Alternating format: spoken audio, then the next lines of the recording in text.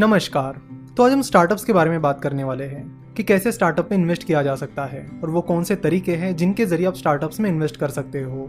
अगर आपको स्टार्टअप का मतलब क्या होता है ये पता नहीं है तो आपको बता दूं कि स्टार्टअप का मतलब होता है वो कंपनीज जो नई नई शुरू हुई है।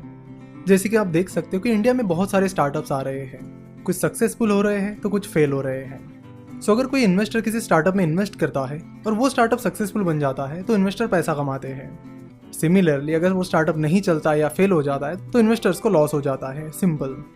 स्टॉक एक्सचेंज पर लिस्टेड कंपनीज और स्टार्टअप में मेन डिफरेंस ये है कि स्टॉक एक्सचेंज पर लिस्टेड कंपनीज में आप एक छोटे अमाउंट से भी शुरुआत कर सकते हो। स्टॉक मार्केट में जब आप इन्वेस्ट करते हो तो वहाँ पर वॉल्यूम काफी ज्यादा होता है, जिसकी वजह से आप आसानी से कभी भी शेयर्स बाय कर सकते हो और बेच भी सकते हो।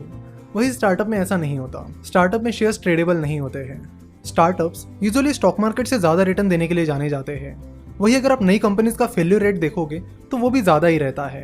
तो जब आप स्टार्टअप्स में इन्वेस्ट करते हो तो यहाँ पर भी आपको बिजनेस को समझने की बहुत ज़्यादा ज़रूरत होती है। जैसे कि हम स्टॉक मार्केट में इन्वेस्ट करते हो तो बिजनेस को ट्रैक करते हैं, उसकी परफॉर्मेंस देखते हैं।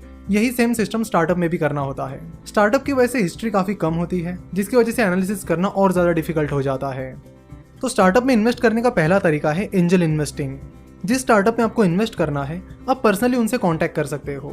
इंडिया में बहुत सारे एंजल नेटवर्क्स हैं, आप उनके जरिए भी स्टार्टअप्स में इन्वेस्ट कर सकते हो। जैसे कि Mumbai angel network, India angel network, Delhi angels, Chennai angels etcetera. तो आप इन एंजल नेटवर्क की वेबसाइट पर जाकर वहां पर रजिस्टर कर सकते हो। वहां पर आप जो स्टार्टअप्स फंडिंग उठाना चाहते हैं उनकी पिचिंग भी सुन सकते हैं। जैसे कि हम देखते हैं कि स्टॉक मार्केट में हम कितने भी अमाउंट से शुरू कर सकते हैं, लेकिन सेम चीज स्टार्टअप्स के बारे में अप्लाई नहीं होती है। स्टार्टअप्स में इन्वेस्ट करने के लिए आपकी अच्छी खासी नेटवर्क होनी चाहिए। बहुत सारे इन्वेस्टर्स और बिजनेसमैन एंजल इन्वेस्टिंग कर रहे हैं।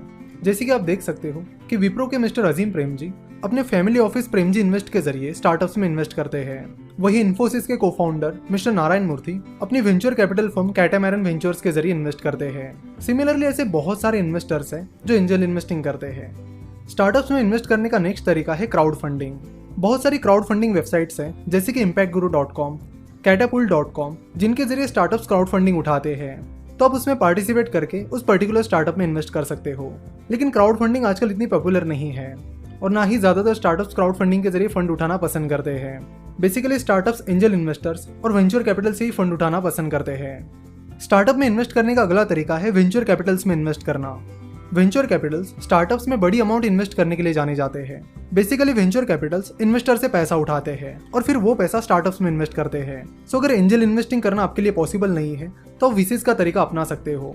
यानी आप किसी वीसी में पर्टिकुलर अमाउंट इन्वेस्ट कर सकते हो और फिर वीसी आप जैसे कई इन्वेस्टर से पैसा रेज करेंगे और वो पैसा स्टार्टअप्स में इन्वेस्ट करेंगे। वेंचर कैपिटल्स किसी से भी पैसा नहीं उठाते हैं, वो सिर्फ हाई नेटवर्थ इन्वेस्टर से ही पैसा उठाते हैं।